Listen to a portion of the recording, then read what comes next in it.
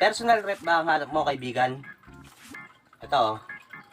So, this item na i-unbox natin ay in-order natin sa Shopee using SPay Later.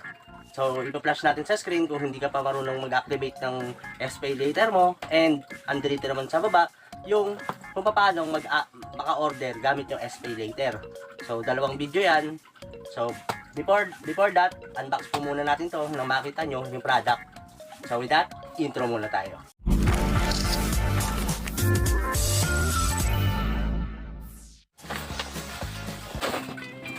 Saran, ay